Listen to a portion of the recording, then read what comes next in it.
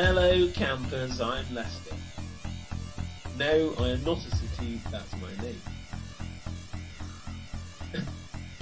If you're enjoying the music that you're hearing, that's good, because I was the one that made it. Check out my music on SoundCloud, if you feel like it. Shameless plug over. Without further delay, I'm here at gunpoint to introduce this week's Benny Shakes Things Up. Without further ado, here's Benny. Hello. Hello. How are you? Like Kate says, hello, Internet. Hello, Internet. Yes. And hello, every England fan and every German fan. Yes, who won? Because I didn't watch it. Well, I'm not sure if you could tell by my face, but it did not go to penalty. Yeah, we lost. Yeah, no, we went. It went to, it did go to penalties as usual, but we won. We played terrible and we won. So there we go. Whatever.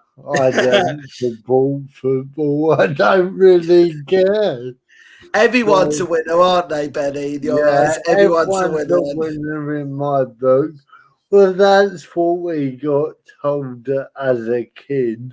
So everyone's a winner. Yeah, very true. Yeah. 3 viewers already. Fantastic. Yeah. 3 viewers. So we have got a special guest this week. I mean, I don't know how you pulled this off, Benny, but it's amazing that you've got this person. I don't, but he has been one of my, can you say, idols? Yeah, idols, definitely. When I was looking to do comedy, someone said, go and research all the cerebral palsy comedians in the country, and this bloke came up and Rosie Jones, and I've learned quite a bit from him. So, shall we get him on? Shall we? Shall we get on the winner of Britain's Got Talent in 2018? I think it was. And he's been on Radio 4. He still is on Radio 4. Brilliant. So doing so well. Yes, we will let him tell us more about it. So I think so. Welcome to the podcast, Lost Voice Guy / Lee Ridley. Hello, Lee. You all right, Lee? Welcome. I'm really good, thanks. It's a pleasure to be able to chat to you. Cool. Fantastic. Thank you. Well, Mark gave me a heart attack because he said he would be on time, which he was on time. I was on time. But I saw 15 minutes before we went live, he was in a pub. So, well, I'm just so glad it didn't go to penalties, otherwise I would have been late. But that's fine because we can just do this. And then, so anyway, let's crack on. The first question we ask all of our guests, Lee, is what is your disability? I was very ill when I was 6 months old, and I developed cerebral palsy as a result. In my case, it meant that I lost my speech. I walk very funny, and my right side of my body is weaker than my left. You would be surprised at how many people come up to me after my shows and ask if I really can't speak. Because, of course, it would totally be acceptable to pretend to be disabled for a laugh. I can safely say that I have never been able to talk. I have lived in Newcastle all my life, but for some reason I still haven't picked up the accent.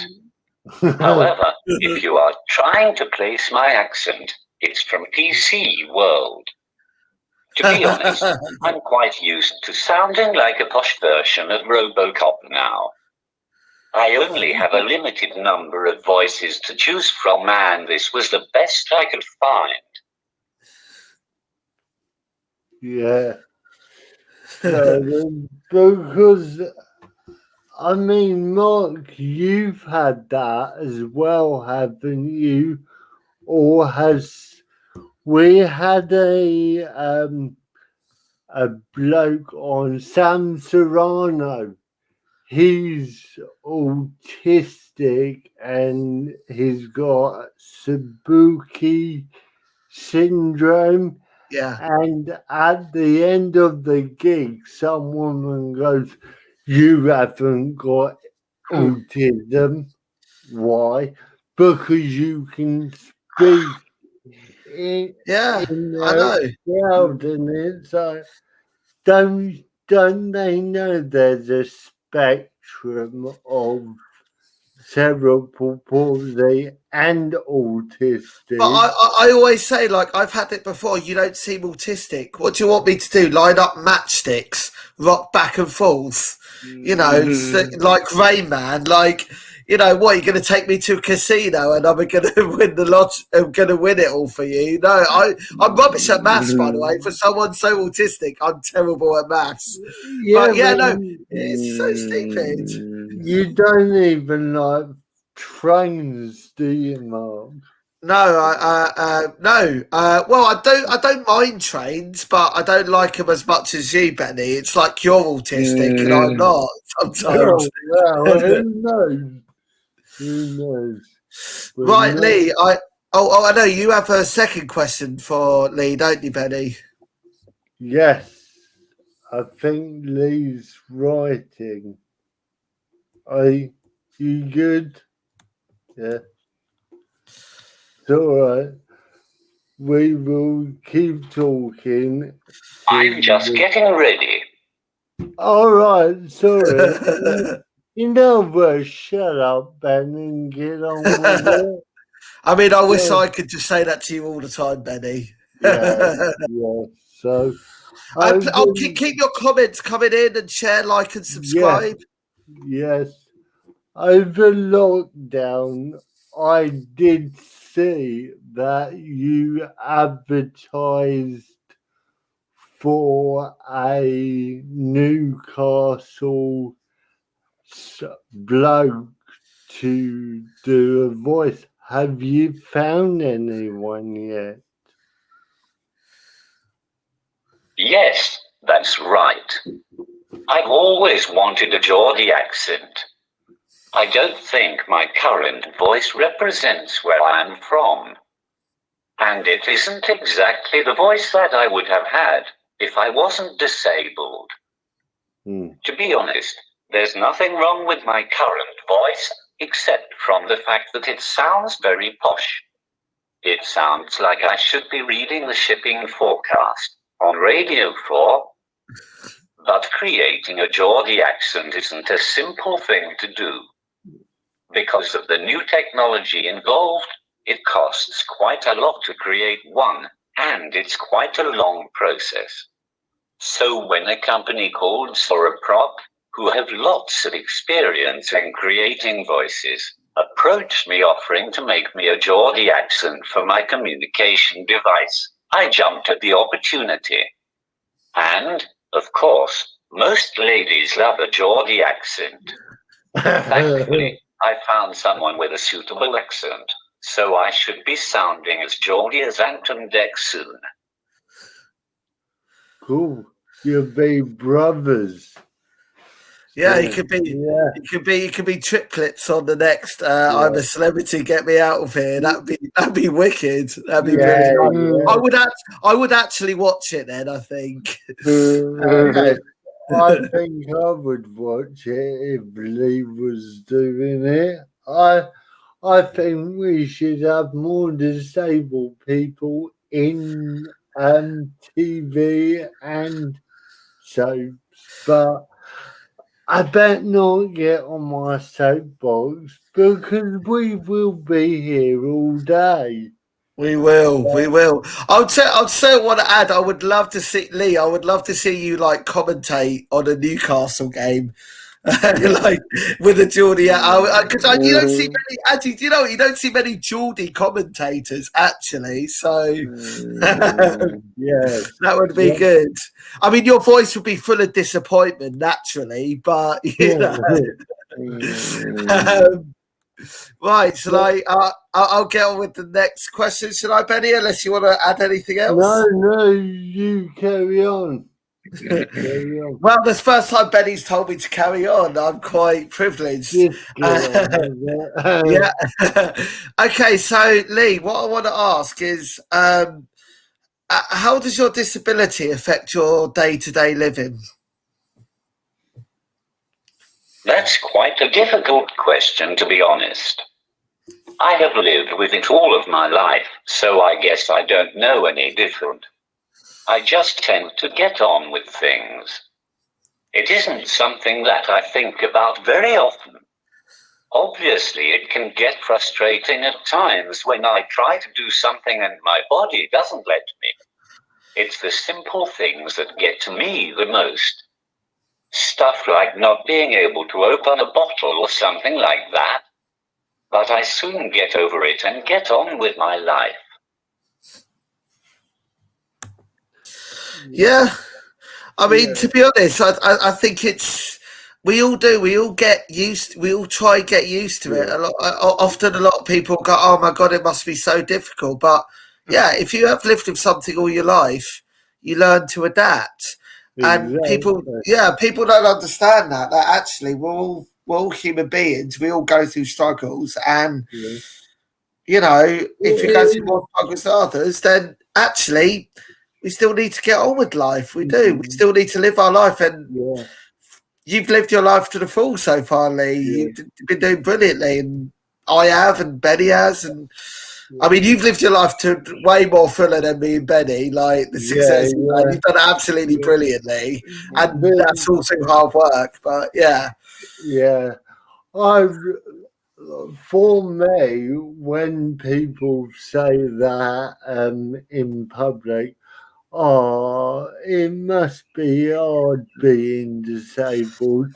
I really want to go say, oh, it must be really hard being able-bodied. Oh, you poor thing. But I had that in my like third gig. I mentioned I was autistic, and some woman just went, "Oh, it's like I'm autistic. I'm not 3. Like I'm not a baby. You don't need to mollycoddle me. You know that. I think that's what the approach is. Often, even if you're sympathetic towards disability, it can come across as quite patronising. And I think what you know, it's particularly you and Lee and Benny and myself demonstrate is like, just because you've got a disability, you know, doesn't mean, you know, you need to patronise people, and you just try and live your life the best way you can. Jamie says hi. Hello, Jamie. Do you want to go through the comments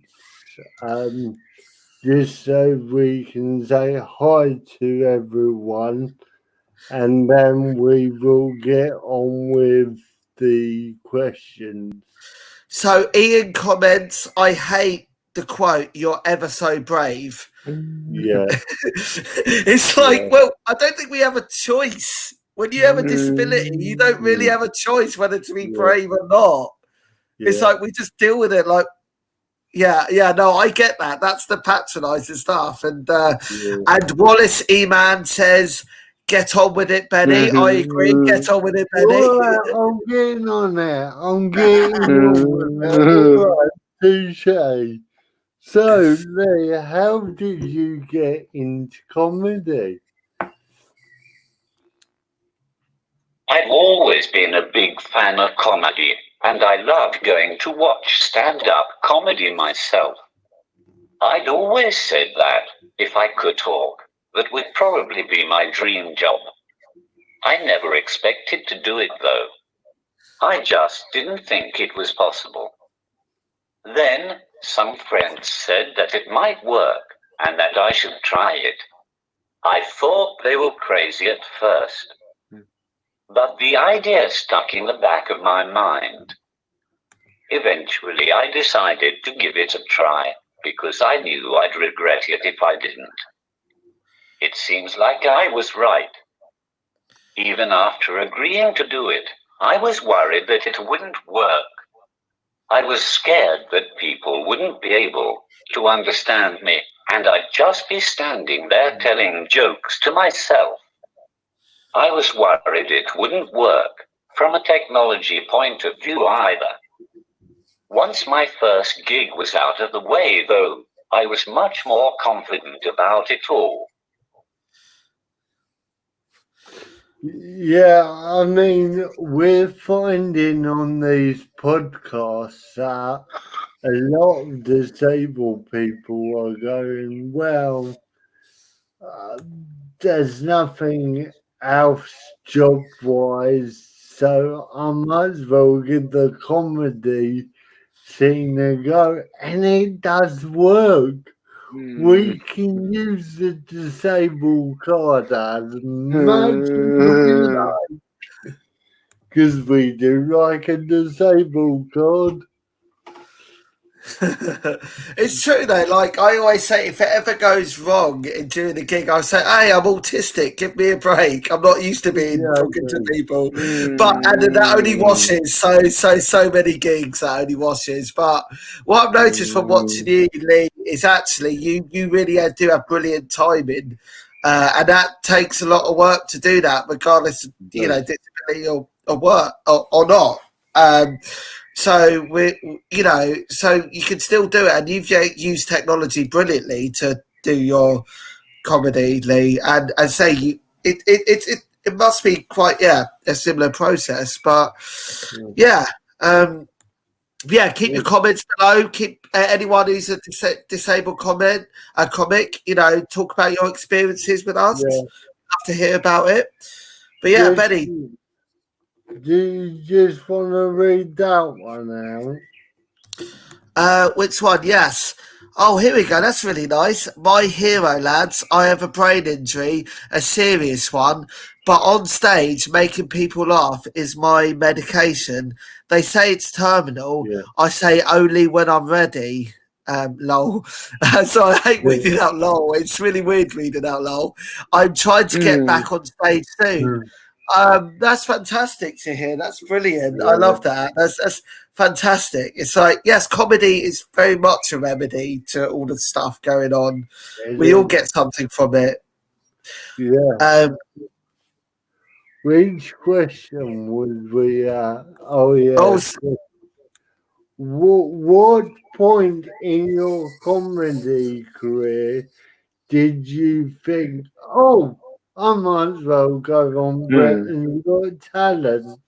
Or did you go, Mum, I'm just going on Britain's Got Talent? No problem.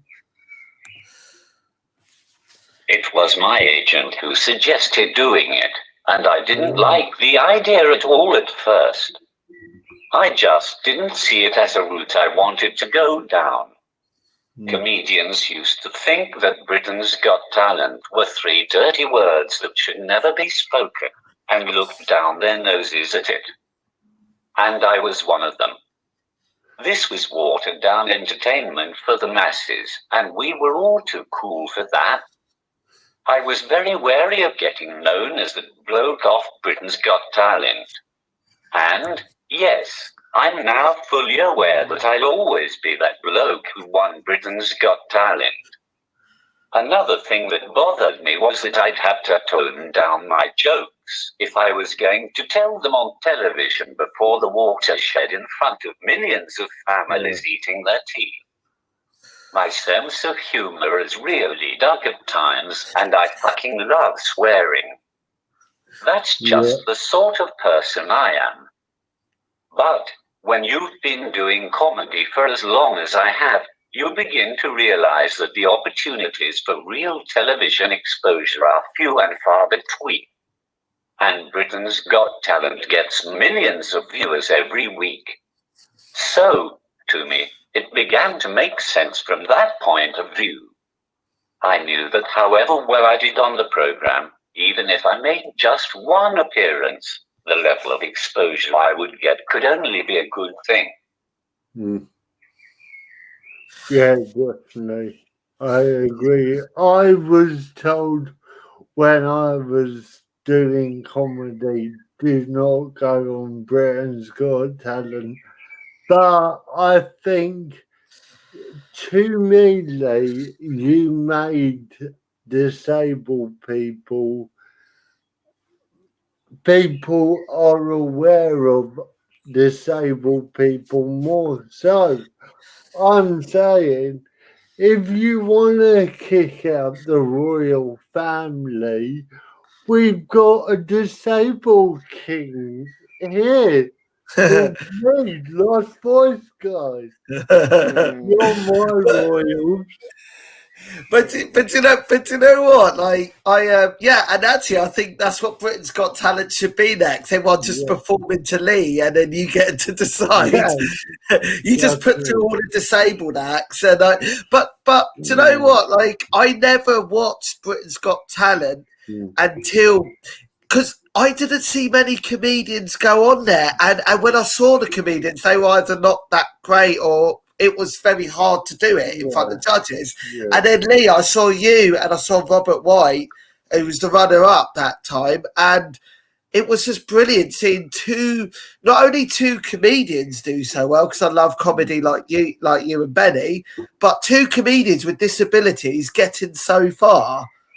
And it was it just showed that actually you don't judge us on disabilities, because we can be funny, we can be entertaining. And I think that's the beauty of Britain's Got Talent. So Yeah, it's all right. I'm just trying to go. Shut up. Sorry, I'm very excited to see that. Have you got a network of support around you over lockdown? Yes, I'd like to think so. My family have obviously had a massive impact on my life. I doubt I'd have done as much as I have without them. I'm lucky that I have such a close family who are always willing to lend a hand when I need it. I would like to think that they have brought me up well. My friends are a very important part of my life too. Once again, I wouldn't be where I am today without their support. I have always listened to them and respected them, and that has helped me get through a lot.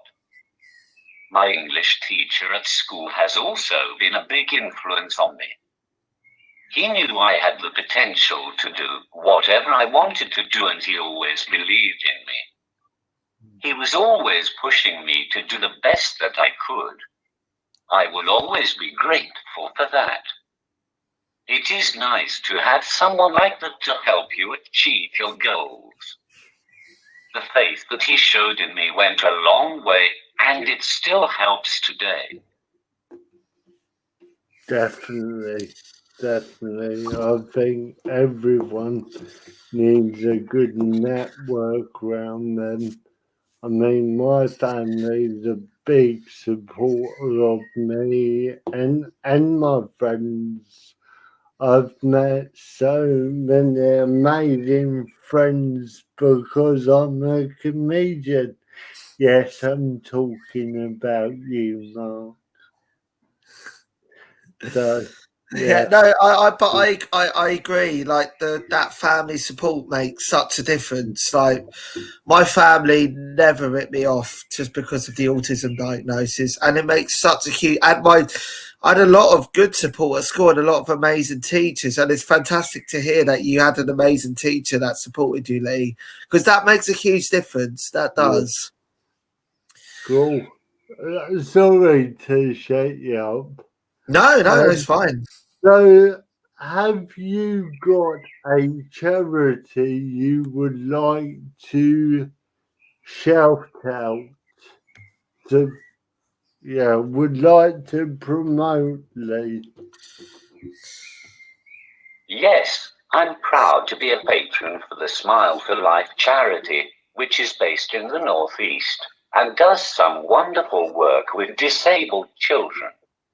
Smile for Life Children's Charity aims to make a real difference to the lives of disadvantaged and disabled children. Working in the northeast of England, their vision is to put a smile on the face of every disabled and disadvantaged child. They aim to empower these children and young people to achieve their potential to live a full and happy life. And there it is. And of course, Lee's on the front cover. No, definitely check it out. Sounds like an amazing charity. The link is in the description. So go and support them. And right, I did that without my hands. Oh, magic. So we've come to that time of the evening where we play Jamie's Gamey. Mark, who is Jamie? So, Jamie Priest. Jamie is a person who uses an AAC device. It's alternative augmentative communication, meaning he communicates through symbols using a device. And so this game is showing these symbols, but without the words underneath. And the aim of the game is to guess what the sentence or the phrase is. Yes, you can all join in. So, Lee, your first sentence is this. What does that mean? You can all drop your answers in the chat and we will share them as well. But if you're... Oh, we've got one already. Who's that? Is it British people are great at juggling?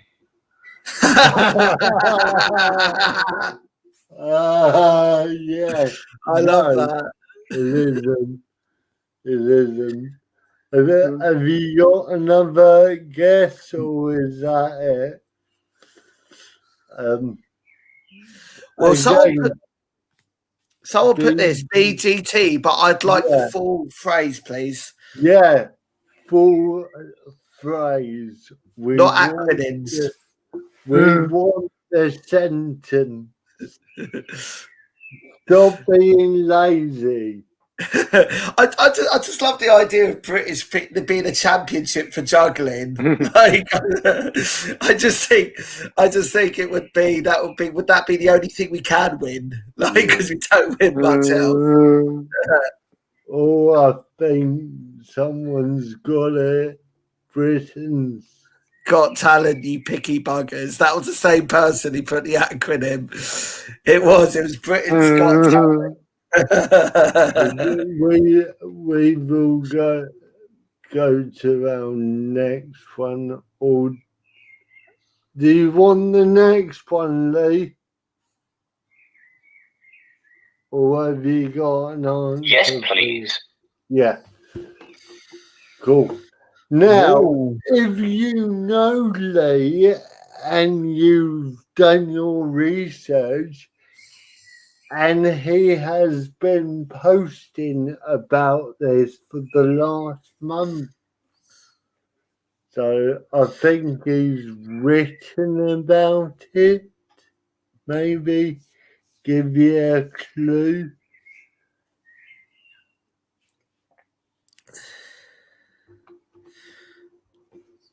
Oh, I don't even know this one. Oh, I think he's got a t-shirt. Is it parking is great if you don't have to pay? Yeah. Yeah. Is that it? Yeah, that's the one, isn't it? Yeah, it's Yeah, any guesses before we move on? Maybe it's time only in it for the parking. Yes. Yes. Yes. I think you got out a T-shirt. I remember seeing that on a T-shirt when you were performing once, Leah. That's an amazing T-shirt. See, I can't get away with that because autistics. Maybe we get a train pass, but we don't get a car pass. Yeah, that's why everyone needs a disabled person. I'm joking. So, Mark, do you want to ask the next question because you like talking? I never like talking. What are you on about, Benny? Okay, so Lee, over lockdown, have you suffered because of your disability? Like, things about shielding and things like that. It's been a really hard time for most people, I think. But I have struggled with my mental health a lot because of the fact that I haven't been to see my family and friends. My creativity has really suffered during lockdown as well, to be honest. It's pretty hard to get inspired when you're stuck inside all day. I've still had the opportunity to write my Radio 4 sitcom called Ability, and I really enjoyed doing that. It gave me my creative spark back, and I loved having fun with it again. Hopefully that'll spur me on to be more creative this year. I just feel lucky that I had a really busy year in 2019, which has helped massively in the last year. I don't know what I would have done otherwise. At least, it's given me a good opportunity to write my next tour show, Cerebral Palsy, which hits the road next year. Oh, cool. I think we're going to have to get tickets for that. 100%. 100%. I'd love to come and see that. Now we're in with Lee. He might give us half-price tickets. Well, yeah, like Lee gets free parking. Can we have free tickets, Lee? What are you gonna ask? Yeah, you don't ask, you don't get. I know, but definitely go to Lost Voice, guys. Ridley's Facebook page and Cerebral Palsy. Very exciting. Very exciting. He does a lot on Twitter as well. So, have you got a PA? If no one knows what I'm on about, PA / carer to help you live as independently as possible. And over lockdown, did you get the right PPE to keep yourself safe? When I'm at home, I have a support worker come in twice a day to help me get dressed and to make my food and stuff like that. Then when I'm away on tour, I have several different support workers who help out. It just depends on who is available. I feel very lucky to have some great support workers who I have built up a close relationship with. I rely on them a lot, and I would be lost without them. So I hope they know how much I appreciate them. Yeah, definitely, because I have support as well. And when the pandemic hit, my PA was shielding. So, because I'm all about equal opportunities, and it don't matter. So I had to find another PA, and luckily, where I work, my friend Michelle said, "Oh, I'll do it." So she helped me. So thank you, Michelle. And thank you to all the PAs out there who have helped disabled people over the pandemic and still do. I mean, I don't necessarily have a PA, but I had a lot of teaching assistants and learning support assistants that supported me in school. So thank you to those people, because without people that support disabled people, we would be able to do what we're doing. So big shout out. Definitely. How did you get into radio? Was it by accident? I got to write my Radio 4 sitcom called Ability because it was part of my prize for winning the BBC New Comedy Award back in 2014. I just entered the competition because I thought it was a good opportunity to help me develop as a comedian. I'm not really a big fan of stand-up comedy competitions, but when you look at the people who have won it in the past, I thought it was worth entering.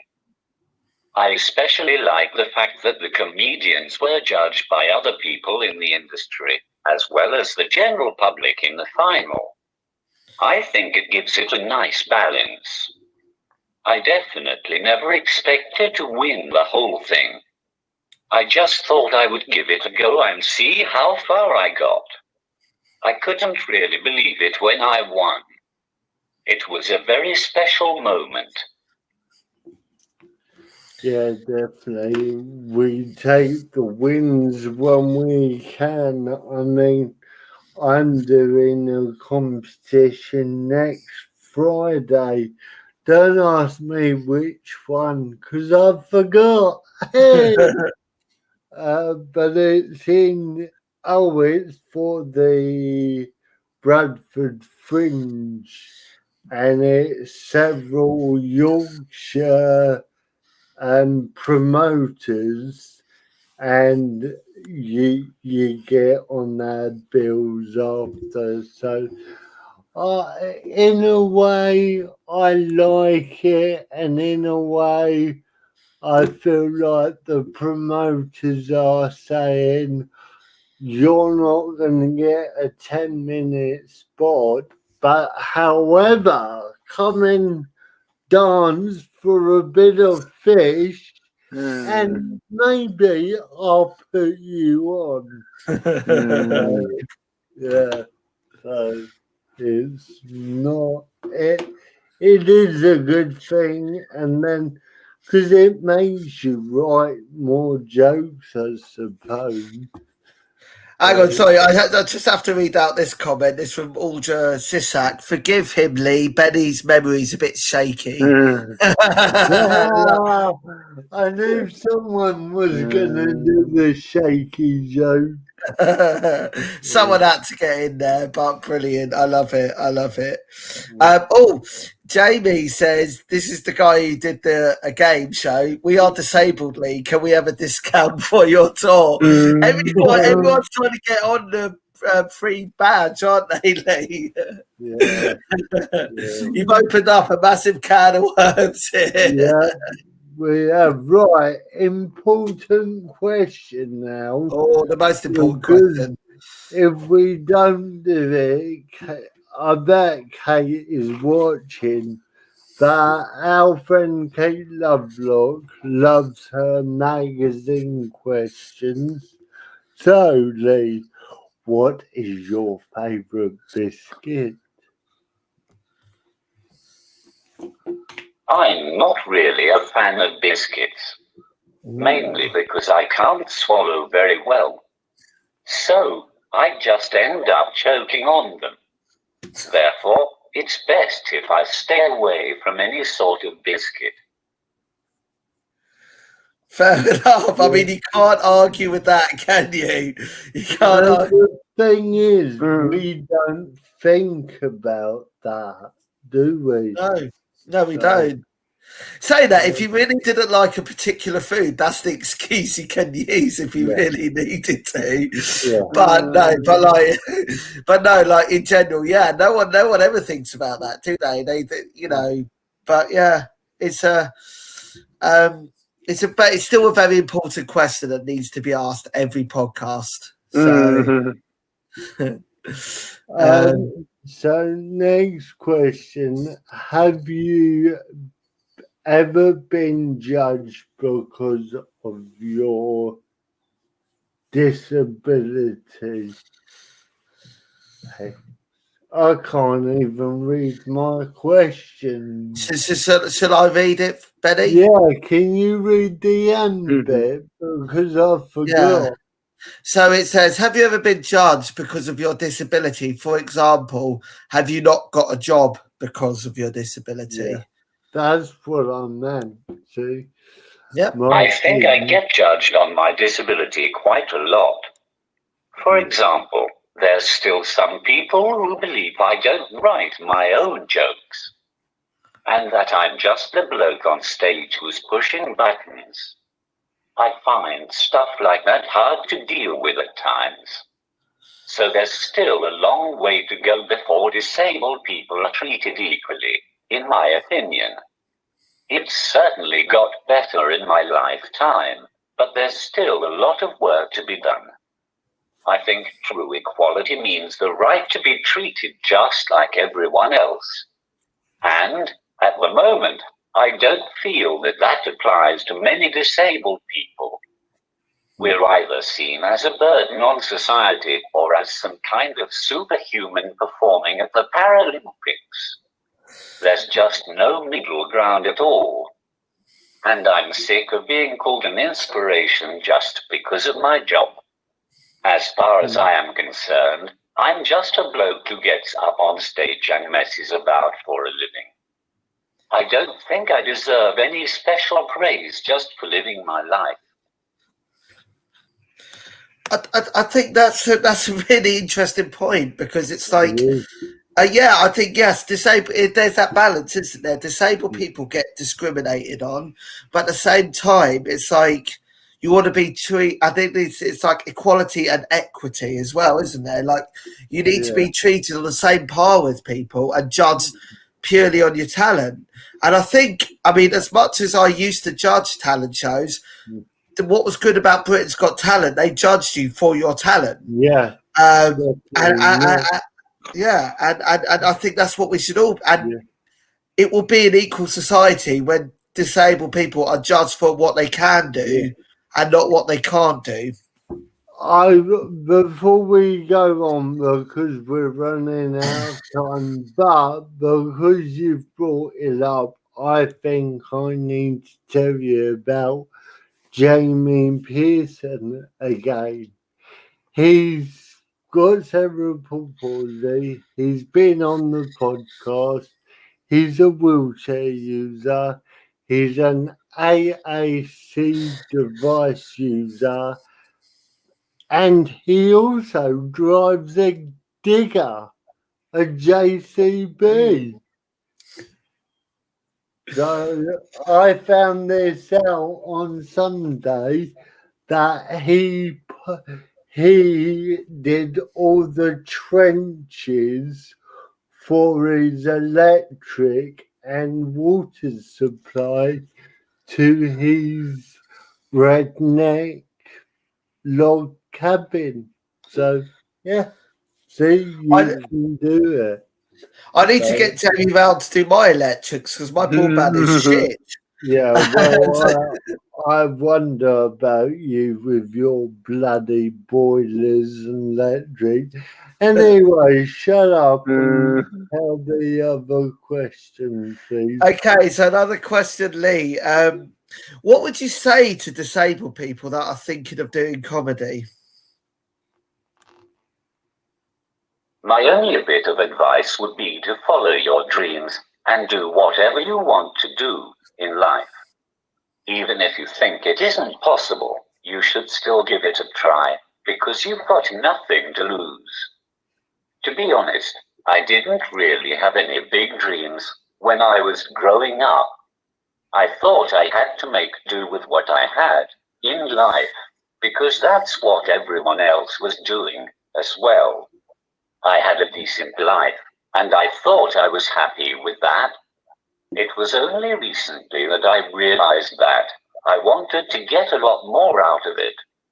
Even after realizing that, I never expected to achieve all that I have. So I'm just enjoying the ride and seeing where it takes me next. And if I can achieve all of this, then I'm pretty sure anyone else can as well. Cool. Yeah, 100%. 100%. You've got to enjoy it as well, definitely. Just read this question out because. Okay, so Tal Taylor says, I climbed out of a wheelchair and climbed a mountain, and it was called Impossible. Look me up, Mark Taylor's Sheffield documentary. They made a movie. Yeah, I picked so many haters up next year. I intend to cycle to John O'Groats to Land's End. Wow. This will be funny.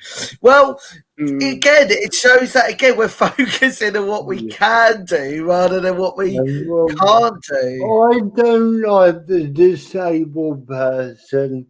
Like, I'm disabled. I sit on benefits. I deserve these benefits. It's not my fault I'm disabled. We know that, but get off your ass and do something. Even if it's volunteering or I don't mean if you can't get off your ass and do us. But It's you true. know what I mean. Obviously, I don't want this podcast to suggest that disabled people don't need benefits because we're not a Tory party conference. We do need benefits. I didn't mean that. I meant. No, I know what you're saying. I know exactly what you're saying. We're on benefits. I'm on benefits. But I volunteer, I do my comedy, I enjoy life. And Jamie is doing 500 miles without a voice. And he starts on Thursday. Right, definitely check it out. We're going to have to rush through these. So, a quick one is have you got in life insurance?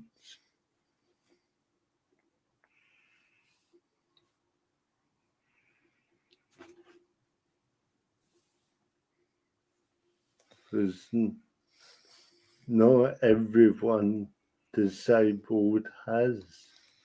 No, it's an interesting question. It is very interesting. I haven't actually, but now that you've mentioned it, maybe I should. Especially as I've just turned 40 years old. Time is definitely running out.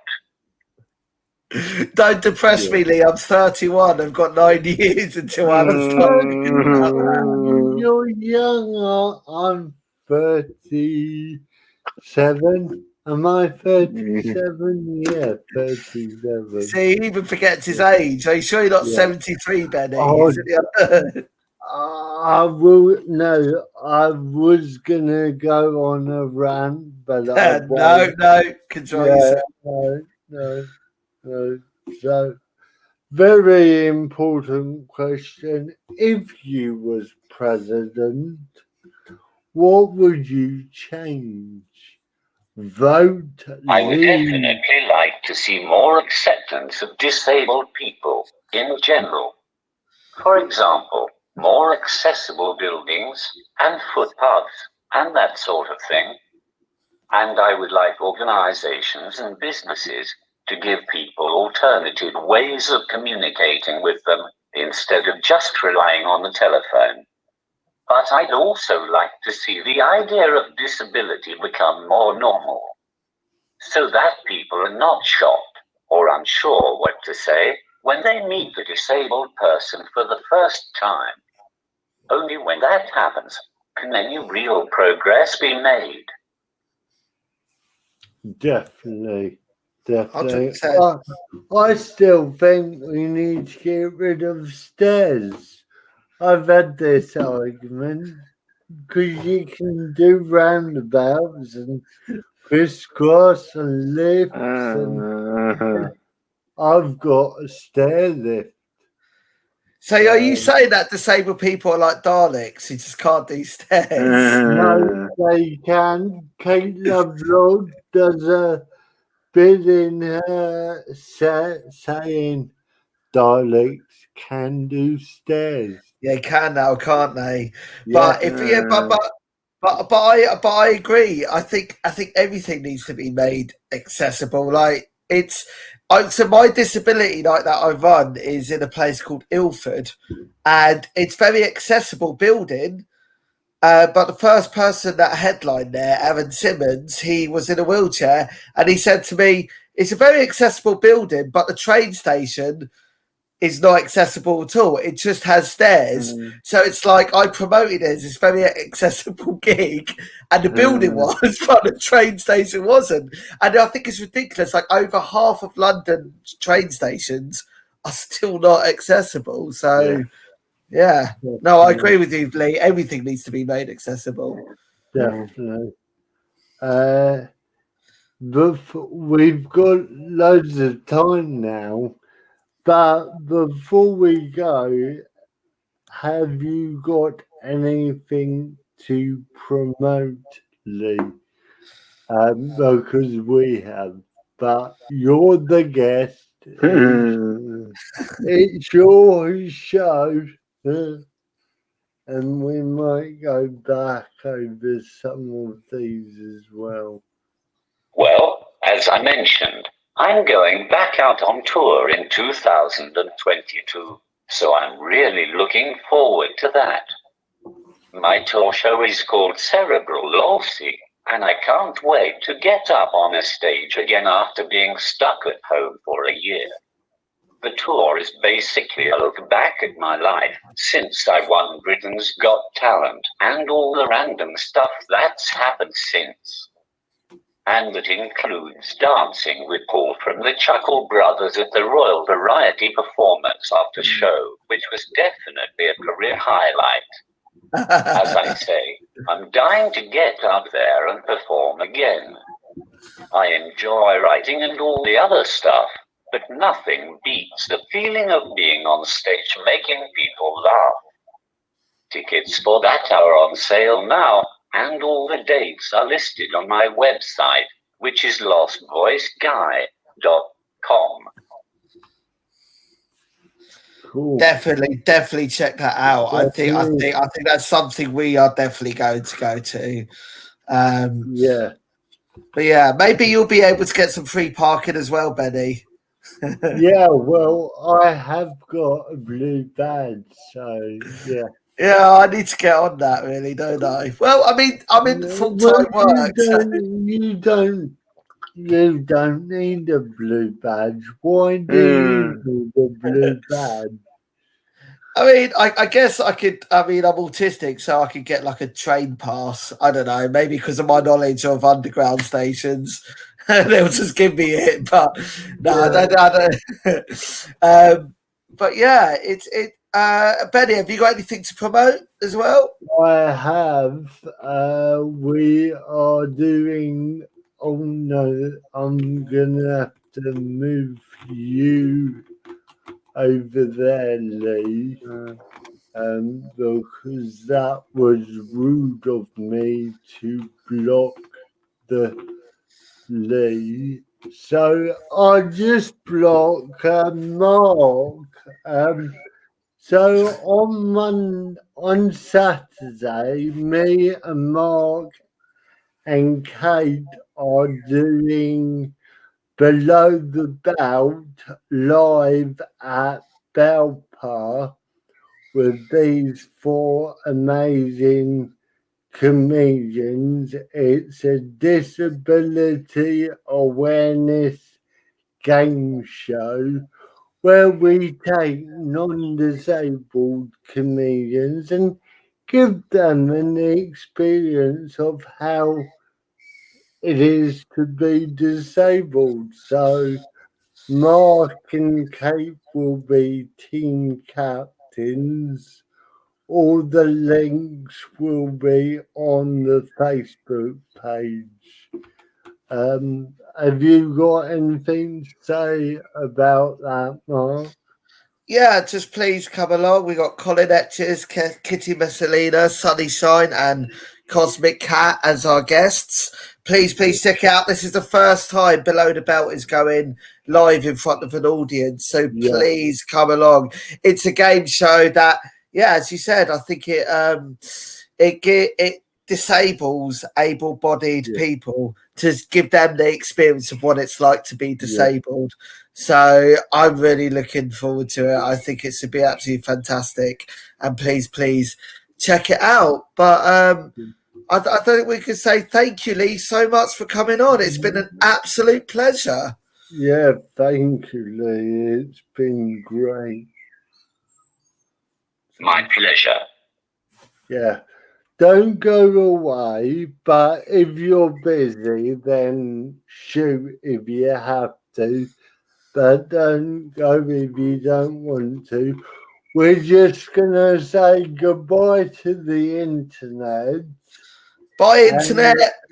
We will see you in a fortnight. Bye.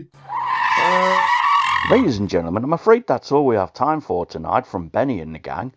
Please remember to subscribe and click on the bell for more notifications on the next instalment of Benny Shakes Things Up. If you want to support the podcast or you like the jingle from Leicester in Nottingham, please click on the links below. Adios, amigos.